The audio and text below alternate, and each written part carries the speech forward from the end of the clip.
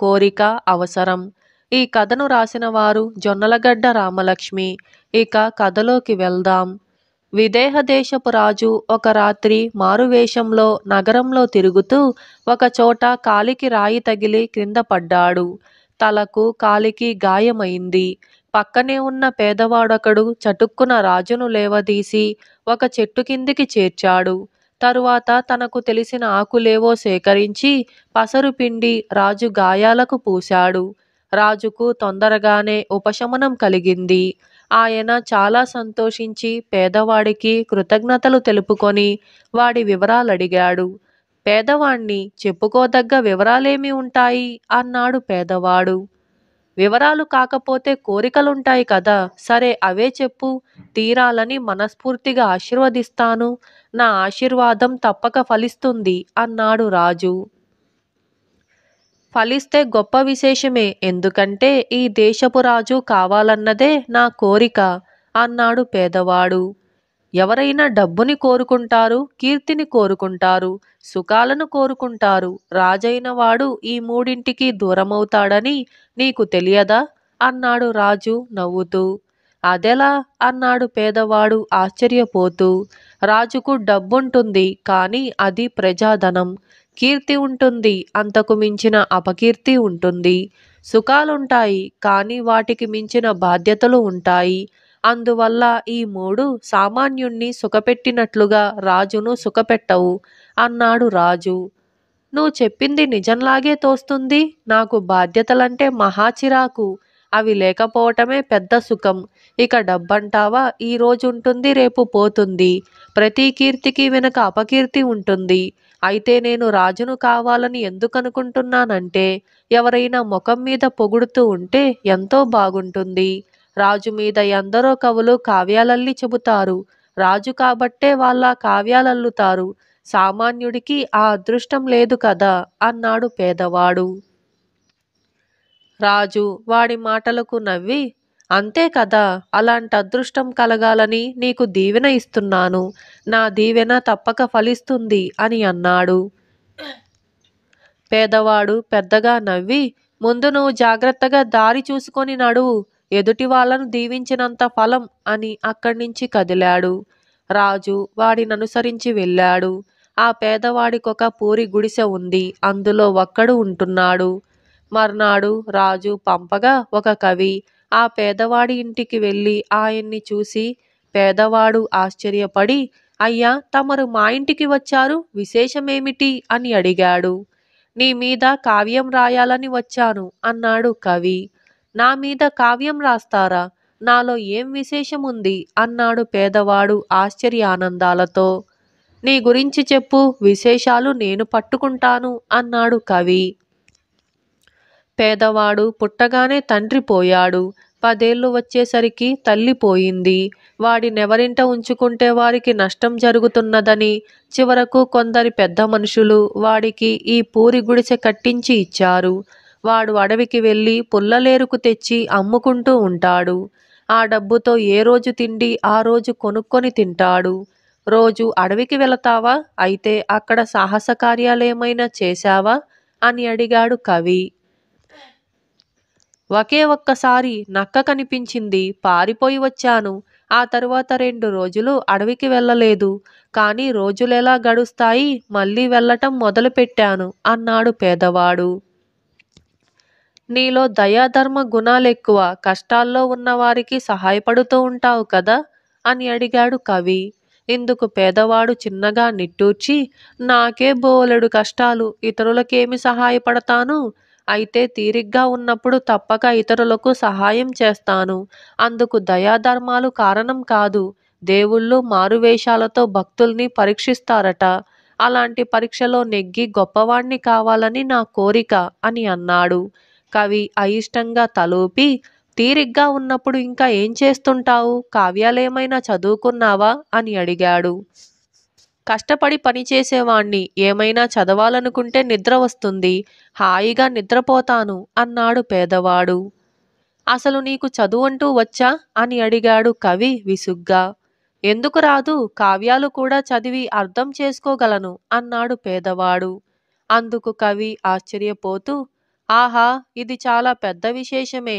నీ అంత పేదవాడికి కావ్యాలు చదివి అర్థం చేసుకోవాలన్న అభిరుచి ఉండటం మెచ్చుకోతగ్గది అని అన్నాడు. అభిరుచి ఉండకపోతే ఎలా మరి? రేపు ఎవరైనా నా మీద కవిత్వం చెబితే అర్థం చేసుకోవాలి కదా అన్నాడు పేదవాడు. కవి అందుకు విసిగిపోయి, ఓరి ముదనష్టపువాడా, నువ్వు అన్ని విధాల దరిద్రుడివి. నీ వంటి వాడి మీద కవిత్వం చెప్పవలసి రావటం నా దౌర్భాగ్యం అంటూ అప్పటికప్పుడు వెంట తెచ్చుకున్న తాళపత్రాల మీద చిన్న కావ్యం ఒకటి రాసి వాడికిచ్చి వెళ్ళాడు. పేదవాడు ఆ కావ్యాన్ని చదువుకున్నాడు. అందులో 100 పద్యాలున్నాయి. అన్ని పేదవాడి మీదే. పేదవాడిని గురించిన ఎన్నో పొగడ్తలు ప్రతి పద్యంలోనూ ఉన్నాయి. ఆ రోజు నుంచి పేదవాడు రాత్రిపూట తన గుడిసె ఎదురుగా ఉన్న చెట్టు కింద గుడ్డి దీపం ఒకటి పెట్టుకు కూర్చొని దారిన పోయేవారిని పిలిచి పద్యం చదివి వినిపిస్తూ, ఈ పద్యం ఎవరి మీదో తెలుసా? నా మీదే అని గర్వంగా చెబుతూ ఉండేవాడు. విన్నవాళ్ళు ఆశ్చర్యపడి, ఇంత గొప్పగా పద్యం రాయగలిగి ఉండి నీ మీద రాశాడంటే ఆ కవి మహా దరిద్రుడై ఉండాలి. అలాంటి కవికి నీ మీద కవిత్వం చెప్పవలసిన దుర్గతి పట్టినందుకు ఈ దేశపు రాజును ఇంకా అనాలి అని అనేవారు. ఈ విశేషాలన్నీ ఎప్పటికప్పుడు రాజుకు చేరుతూనే ఉన్నాయి. ఒకరోజు రాత్రి ఆయన ఎప్పటిలాగే మారువేషం వేసుకొని పేదవాడు కూర్చున్న చెట్టు ముందుకు వచ్చి కావాలనే పడిపోయాడు. కాని పేదవాడు ఆయన్ను లేవదీయలేదు. అలా చెట్టు కిందనే కూర్చున్నాడు. కాసేపటికి రాజు తనంతట తానే లేచి వెళ్ళి పేదవాడితో, ఇదివరలో ఒకసారి నేను ఇలాగే పడిపోతే నువ్వు నన్ను లేపావు. నేను నిన్ను దీవించాను. నువ్వు కోరింది జరిగింది. ఇప్పుడు నాకు సాయపడి లేవనెత్తి ఉంటే నీ కోరిక మరేదైనా తీర్చాలనుకున్నాను. నువ్వు నాకు సాయపడలేదు. గొప్ప అదృష్టాన్ని పోగొట్టుకున్నావు అని అన్నాడు. అమ్మో, నీ దీవెన అంటే నాకు భయం అన్నాడు పేదవాడు. ఎందుకని అని ప్రశ్నించాడు రాజు. పేదవాడు ఒక క్షణం తలగొక్కొని, నేనేదో తెలివి తక్కువ కోరిక కోరితే మాత్రం నువ్వు తెలివైన వాడివి కదా, నాకు సంతోషం కలిగించే పని చెయ్యొచ్చు కదా, అలా చేయకుండా నేనడిగిందే జరగాలని దీవించావు. కవి వచ్చి కావ్యం రాసిస్తే నా కడుపు నిండుతుందా? ఆ కావ్యాన్ని నేనేం చేసుకోను? అది 10 మందికి చదివి వినిపిస్తూ ఉంటే అంతా నన్ను చూసి నవ్వుతున్నారు. కవిని, ఈ దేశపు రాజును తిడుతున్నారు. పోనీ కవి సంతోషించాడా? ఇలాంటి దిక్కుమాలిన పని చేయవలసి వచ్చిందని నన్ను నానా మాటలు అంటూనే ఈ కావ్యం రాసి నా ముఖాన కొట్టి వెళ్ళాడు. నీ దీవెన వల్ల ఒక్కరంటే ఒక్కరు కూడా సంతోషించలేదు అని అన్నాడు. ఆ రోజున నువ్వు అన్నీ తెలిసిన వాడిలాగా మాట్లాడావు. మరి తెలివైన కోరిక ఎందుకు కోరుకోలేదు అన్నాడు రాజు చిరాగ్గా. పేదవాడు దీనంగా, అయ్యా, కోరికల విషయంలో మనిషికి తెలివిలేదనే భగవంతుడు మనిషికేది మేలు చేస్తుందో తెలుసుకొని ఇచ్చాడు. మనిషి చావు వద్దంటాడు, కానీ చావే కదా జీవితానికి అర్థమిచ్చేది. మనిషి రోగం వద్దంటాడు, ఆరోగ్య సుఖాన్ని రోగమే కదా తెలియజేస్తుంది. మనిషి నొప్పి వద్దంటాడు, నొప్పి లేకపోతే మనిషి గాయాన్నెలా గుర్తించి చికిత్స చేయించుకోగలడు? అంతగా తన మేలేదో తెలియని మనిషికి నచ్చనివెన్నో దేవుడు మనిషికిచ్చాడు. మనిషి సుఖం కోరి నువ్వు దేవుడివని నమ్మి తెలివి తక్కువగా నేనేదో కోరితే నువ్వు నాకదే ఇచ్చావు. నీలో శక్తి ఉంది కానీ నువ్వు దేవుడివి కాదు. నీ దీవెన వల్ల ఇప్పుడు నాలో ఉపకార గుణం కూడా నశించి ఇతరులకు సాయపడటం మానుకున్నాను అని అన్నాడు. అమాయకంగా ఉన్న పేదవాడి ఆ మాటల్లో తనకు హెచ్చరిక వినిపించింది రాజుకు. మర్నాడే ఆయన పేదవాడికి పని కల్పించి జీవితం సుఖంగా గడిచిపోయే ఏర్పాటు చేశాడు. రాజ్యంలోని మిగతా ప్రజల విషయంలో కూడా వారి వారి కోరికలను బట్టి కాక అవసరాన్ని బట్టి సహాయపడుతూ క్రమంగా తానంతటి గొప్ప రాజు లేడని అనిపించుకున్నాడు. ఇలా కోరిక, అవసరం అనే ఈ కథ సమాప్తమైంది. అలాగే మరొక కథ, పీడకల. ఈ కథను రాసిన వారు మాచిరాజు కామేశ్వరరావు. ఇక కథలోకి వెళ్దాం. చామంతికి అహంభావం జాస్తి. ఆమె తన అత్త మంగమ్మను పురుగు కన్నా హీనంగా చూసేది. ఆమెకు ఇంత ముద్ద పెట్టడం ఊరికి ఉపకారం. ఏదో గొప్ప ధర్మకార్యం అన్నట్టుగా భావించేది. అత్త ఏం చేసినా అపచారంగానే తోచేది ఆమెకు. గుడికి వెళ్ళి వచ్చిన అత్త మీద కోడలు తొందరగా గుటుక్కుమనాలని మొక్కులు మొక్కి వస్తున్నావా అంటూ విరుచుకుపడేది. అలా అని ఆమె ఎటూ వెళ్ళక ఇంటెడు పని చేసి వీధి అరుగు మీద కూర్చుంటే, ఏమిటి వచ్చే పోయే వాళ్లను లెక్క పెడుతున్నావా? కడుపు నిండా మొక్కి పిడిరాయిలాగా కూర్చుంటే తిన్నది అరగొద్దు అంటూ కసిరేది. ఏదైనా ఒక పూట అత్త మరొక ముద్ద అన్నం పెట్టమంటే, ఏమిటేమిటి ఇంకా కావాలా? సరే కడుపు పగిలేలా మెక్కు, పోయే లోపల కొడుకు ఇల్లు గుల్ల చేయొద్దా మరి అంటూ గుప్పెడన్నం అత్త కంచంలో విసిరికొట్టేది. అయితే అత్త మారు అడగని రోజు నీరసంతో కళ్ళు తిరిగి పడి మహారాణిలా మంచం ఎక్కితే ఊడిగం చేయటానికి నీ దాసీలెవరూ లేరిక్కడ అంటూ గిన్నెలో ఉన్న అన్నమంతా అత్త ముందున్న కంచంలో గుమ్మరించేది. కోడలి అఘాయిత్యానికి మంగమ్మ తనలో తాను బాధపడిపోయేది. చామంతి భర్త చలమయ్య తెలివిగలవాడే కాని ఆమె వద్ద మాత్రం నోట్లో నాలుకలేని మనిషి. పెళ్ళాం లెమ్మంటే లేస్తాడు, కూర్చోమంటే కూర్చుంటాడు. తల్లి దీనస్థితికి జాలిపడుతూ అంతా చూసి చూడనట్లుగా ఊరుకునేవాడు. ఇందుకొక కారణం అంతగా ఆస్తిపాస్తులు లేని చలమయ్యకు కూతురునిచ్చి అతడి చేత పూల వ్యాపారం పెట్టించింది చామంతి తండ్రే. రోజుకు ఒక్కసారైనా ఆమె చలమయ్యను, ఇదిగో చూడు, ఇదంతా మా నాన్న చలవ, లేకపోతే ఈసరికి తల్లి కొడుకులిద్దరూ ఏ కూలో నాలో చేసుకొని బ్రతుకుతూ ఉండేవాళ్ళు అని ఈసడిస్తూ ఉండేది. ఇలా ఉండగా ఒకనాటి రాత్రి తెల్లవారుజామున ఒక భయంకరమైన పీడకల వచ్చి చామంతి ఉలిక్కిపడి మంచం మీద లేచి కూర్చుంది. ఆ కలలో ఆమె దట్టంగా మబ్బులు పట్టిన ఆకాశంలో నలుగురు మనుషులు కర్రలతో కట్టిన ఏదో ఒక సాధనాన్ని భుజాల మీద మోసుకుపోతూ ఉండటం చూసింది. వాళ్ళ వెనగ్గా ఒక వృద్ధురాలు రోదిస్తూ నడుస్తుంది. తెల్లవారాక చామంతి భర్త చలమయ్యకు తనకు వచ్చిన కల గురించి చెప్పి, ఈ కలకు అర్థం ఏమిటో, ఈ మాయదారి పీడకలతో రాత్రి నిద్రే లేదు, భయంగా ఉంది అని అన్నది. చలమయ్య కాసేపు ఆలోచించి ఏదో అర్థమైన వాడిలాగా తల పంకించి, పగటి కలల గురించి మనం అంతగా భయపడవలసిన అవసరమే లేదు. కానీ రాత్రి వచ్చే కలలు మాత్రం అతి ప్రమాదకరమైనవి. అందున రాత్రి 4వ జామున వచ్చిన పీడకల 100కి 100 పాళ్ళు దుష్ఫలితాల్నిస్తుంది. ఇంతకు నీకొచ్చిన కల కోడికూత ముందా వెనక అని అడిగాడు. చలమయ్య మాటలకు చామంతి విసుక్కుంటూ, అబ్బో, కలల శాస్త్రమంతా వడపోసిన వాడిలాగా చదివిన వాడిలాగా మాట్లాడేస్తున్నావు.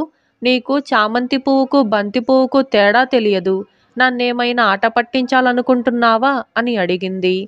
చలమయ్య గంభీరంగా ముఖం పెట్టి, ఇది ఆటలకు వేలాకోలాలకు సమయం కాదు. నీ పీడకల కారణంగా నువ్వు, భర్తగా నేను ఇంతింత నరాని ప్రమాదంలో చిక్కుకోవలసొస్తుంది. మన గ్రామానికి తూర్పున ఉన్న చెరువుకు ఉత్తరాన ఉన్న చింతతోపులో ఒక మూగ బైరాగి వచ్చి దిగాడు. ఆయన సంవత్సరం పాటు ఎక్కడెక్కడో తిరిగి మళ్ళీ 4 రోజుల క్రితం ఇక్కడికి రావటం జరిగింది. ఆయన కలలకు అర్థాల్ని చక్కగా చెబుతాడు. ఏడాది క్రితం పెళ్లి కాకముందు నాకొకసారి చెప్పాడు అని అన్నాడు. చామంతి ఆశ్చర్యపోతూ, అప్పట్లో నీకు ఏదైనా పీడకల వచ్చిందా అని అడిగింది. పీడకల కాదు, మంచి కలే అన్నాడు చలమయ్య. మంచి కల ఏమిటది అన్నది చామంతి. అయితే వినుమరి, విసుగనిపిస్తుందేమో అంటూ చలమయ్య గొంతు సవరించుకొని, కలలో నేనొక సుగంధాలు వెదజల్లుతూ నడిచి వెళుతూ ఉన్న ఒక అందాల రాశిని అనుసరించి నడుస్తున్నానట. ఆమె నన్నొక పూదోటలోకి తీసుకుపోయి హఠాత్తుగా కనపడకుండా పోయింది అని అన్నాడు. మంచి పని చేసింది అదృష్టవంతురాలు అంటూ చామంతి చిటికలు వేసింది. అలా అడ్డు మాట్లాడకు. ఈ కల గురించి ఆ మూగ బైరాగికి చెప్పాను. ఆయన చాలాసేపు ఆలోచించి, నేను పెళ్లి చేసుకోబోయే అమ్మాయి నా జీవితాన్ని నందనవనం చేస్తుందని, ఆమె పేరు కూడా ఒక పువ్వు పేరే అయి ఉంటుందని చెప్పాడు. ఆ బైరాగి చెప్పింది అక్షరాల నిజమైంది కదా అన్నాడు చలమయ్య. నిజమే అయ్యింది. నువ్వు అదృష్టవంతుడివి. అది సరే, ఆ బైరాగి మోగవాడంటున్నావు. మరి ఇదంతా ఎలా చెప్పాడు అని అడిగింది చామంతి అనుమానంగా. చిన్న పుల్లతో ఇసుకలో రాసి చూపిస్తాడు. సాయంత్రం వెళ్ళి నీ పీడకల గురించి చెప్పి చూడు అన్నాడు చలమయ్య. ఆ సాయంత్రం చామంతి పెద్ద కేక వేసి అత్త మంగమ్మను పిలిచి, నేను ఇంటలేనని ఇరుగు పొరుగిళ్లకు పెత్తనాలకు పోకు, ఇంటిని కనిపెట్టుకొని కూర్చో అని గట్టిగా చెప్పి బైరాగి ఉన్న చింతతోపుకు పోయింది. అంతవరకు కళ్ళు మూసుకొని ఉన్న బైరాగి చామంతి సమీపించగానే కళ్ళు తెరిచి తెల్లగా బారెడు పొడుగున్న గడ్డాన్ని వేళ్లతో దువ్వసాగాడు. చామంతి భక్తిగా బైరాగికి అడుగు దూరంలో కూర్చొని నమస్కరించింది. కలల పరమార్థం చెప్పగల మహాత్ములు మీరేనా స్వామి అని అడిగింది. కలల మర్మం అడిగితే చెప్పగలను కాని నేను మహాత్ముణ్ణి మాత్రం కాను అని బైరాగి ఇసుకలో రాశాడు. చామంతి అది చదివి తనకు వచ్చిన పీడకల గురించి వివరంగా చెప్పి, ఈ దిక్కుమాలిన కలకు అర్థమేమిటో సెలవివ్వండి స్వామి అని అన్నది. బైరాగి కాసేపు కళ్ళు మూసుకొని తెరిచి, నువ్వు కలలో చూసిన దాని పేరు సమయానికి గుర్తు రావటం లేదు. అది పాపులను నరకానికి చేరవేసే సాధనం. నువ్వక్కడికి త్వరలోనే ప్రయాణం కట్టబోతున్నావు అంటూ ఇసుకలో రాశాడు. అది చదివి చామంతి అదిరిపడి, అదేమిటి స్వామి, నేను కలలో చూసిన నలుగురు మనుషులు దేన్నో మేఘాల మధ్య మోసుకుపోతున్నారు. నరకం ఎక్కడో భూమికి దిగువనుంటుందంటారు కదా అని అడిగింది. ఆ ప్రశ్నకు బైరాగి గుబురుగడ్డంలోనే చిరునవ్వు నవ్వి, నువ్వు చూసినవి మేఘాలు కాదు, కింకరులు పెట్టే హింసలకు ఓర్చుకోలేక పాపులు వదిలే నిట్టూర్పుల ఆవిరులు అని ఇసుకలో రాశాడు. చామంతి ఆ మాటలు చదివి మూర్ఛబోయినదల్లా తమాయించుకొని బొంగురుపోయిన గొంతుతో, పెళ్ళై పట్టుమని 10 నెలలు కాలేదు స్వామి, ఇంకా పిల్లా పీచు అంటూ లేదు. అప్పుడే ఈ అరిష్టం ఏమిటి స్వామి? ఆ వెనుక ఏడుస్తూ వచ్చే ముసలామిడ మా అమ్మేనా స్వామి అని అడిగింది. ఆ వెనక వచ్చేది మీ అమ్మ కాదు, అత్తగారు. ఈ ప్రపంచంలో నిన్ను మనసారా ప్రేమించేది ఆమె మాత్రమే. తన ఒక్కగానొక్క కొడుకును తన తదనంతరం ప్రేమగా కనిపెట్టుకొని ఉండి తమ వంశాన్ని నిలబెట్టే నువ్వంటే ఆమెకు అమితమైన ప్రేమ. నిన్ను మంచం మీది నుంచి కింద నేల మీద పడుకోబెట్టే రోజున గుండెలు పగిలేలా దుఃఖించేది ఆమె. అటువంటి ఉత్తమురాలిని పొరుగింటి కుక్క కన్నా హీనంగా చూస్తూ రోజురోజుకి పాపం మూటగట్టుకొని ఆ భారాన్ని తలమీద మోస్తూ నరకానికి చేరబోతున్నావు అని బైరాగి ఇసుకలో రాశాడు. అది చదువుతూనే చామంతి పశ్చాత్తాపంతో కళ్ళనీళ్లు పెట్టుకొని, స్వామి, నా పాపానికి ప్రాయశ్చిత్తం లేదా? ఈ గండం నుంచి గట్టెక్కే మార్గం తమరే చూపించాలి అని అన్నది. బైరాగి కొంచెంసేపు కళ్ళు మూసుకొని తెరిచి చేతిలోని పుల్లను ఒకసారి గాలిలో గిరగిరా తిప్పి, ఇసుకలో లేకేమి ఉంది ఉంది, ఈ క్షణం నుంచి అత్తను ప్రాణ సమానంగా ఆదరించటం ఆరంభించు.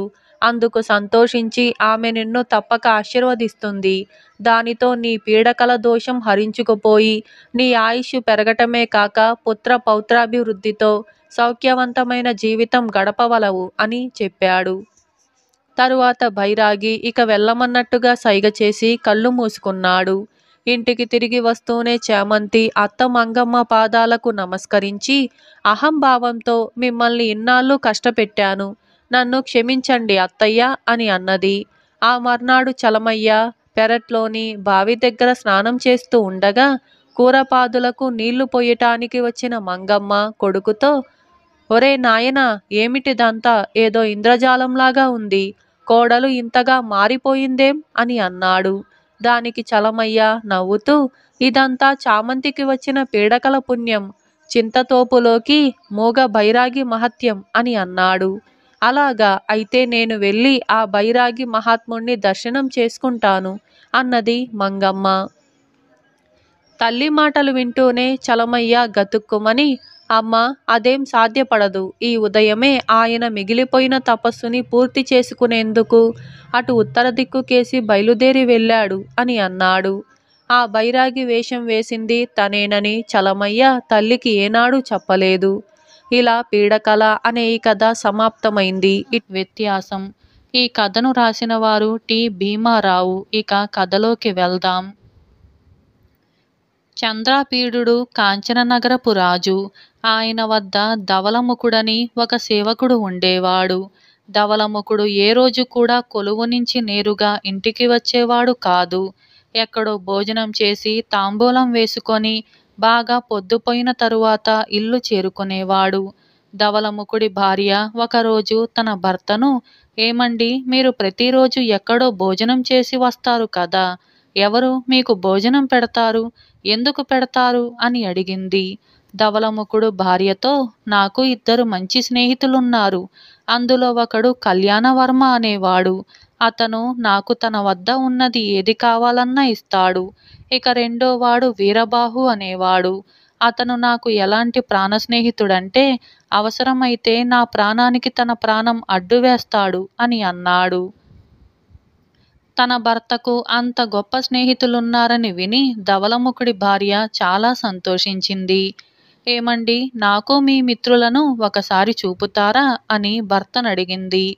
దానికేం భాగ్యం, రేపు నా వెంటరా, 2 ఇళ్లకు వెళ్ళి వద్దాం అన్నాడు ధవళముఖుడు.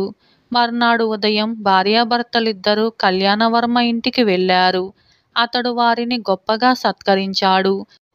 అతన్ని గురించి తన భర్త చెప్పిన దానిలో అతిశయోక్తి లేదని ధవళముఖుడి భార్య తెలుసుకుంది. తరువాత దంపతులిద్దరూ వీరబాహు ఇంటికి వెళ్ళారు. వారు వెళ్ళేసరికి వీరబాహు ఎవరితోనో చదరంగం ఆడుతున్నాడు. అతను ధవళముఖుడికేసి ఒకసారి చూసి, ఏమోయ్, వచ్చావా, కూర్చో అని తిరిగి ఆటలో నిమగ్నుడయ్యాడు. భార్యాభర్తలు కొంచెంసేపు కూర్చొని వెళ్ళి వస్తాం అని అన్నారు. వీరబాహు తల ఎత్తకుండానే మంచిది అని అన్నాడు. ధవళముఖుడితో భార్య, కళ్యాణవర్మ కన్నా ఈ వీరబాహు మీకు ప్రాణ స్నేహితుడని చెప్పారు కదా, ఇతని కన్నా అతనే మనల్ని ఎంతో ఆదరంగా చూశాడే అని అన్నది. వారిద్దరి మధ్య గల వ్యత్యాసం చూడాలంటే రేపు నువ్వు 2 దగ్గరికి వెళ్ళి నా మీద రాజుగారికి ఆగ్రహం వచ్చిందని చెప్పు అన్నాడు ధవళముఖుడు భార్యతో. ఆ ప్రకారమే ఆమె మర్నాడు ముందుగా కళ్యాణవర్మ ఇంటికి వెళ్ళి అతనితో, అయ్యా, నా భర్తపై రాజుగారు అలిగారు. మీరు మీ మిత్రుడికి ఏమైనా సహాయపడగలరా అని అడిగింది. అందుకు కళ్యాణవర్మ హడలిపోయి, అమ్మా, నేను వర్తకం చేసుకునేవాణ్ణి. రాజుగారిని ఎదిరించి నేనేం చేయగలను? నీ భర్త దేశం వదిలి పారిపోవటం మంచిది అని అన్నాడు. ధవళముఖుడి భార్య అక్కడి నుంచి బయలుదేరి వీరబాహు ఇంటికి వెళ్ళి అతనితో కూడా అదే మాట చెప్పింది. ఈ మాట వింటూనే వీరబాహు డాలు, కత్తి పట్టుకొని ఆమె వెంట బయలుదేరి వచ్చి ధవళముఖుడితో, మిత్రమా, నీ మీద రాజు కోపం తెప్పించిన తుచ్చుడెవడో చెప్పు, వెంటనే ఆ పాపాత్ముణ్ణి హతమార్చుతాను అన్నాడు ఆవేశంతో. ధవళముఖుడు నవ్వుతూ, కూర్చోవోయ్, మంత్రిగారు మంచి మాటలతో రాజుగారిని నా పట్ల సుముఖుణ్ణి చేశారులే అని అన్నాడు. వీరబాహు వెళ్ళిపోయాక ధవళముఖుడు భార్యతో, చూశావు కదా నా 2 మిత్రులలో గల వ్యత్యాసం అని అన్నాడు. ఇలా వ్యత్యాసం అనే ఈ కథ సమాప్తమైంది.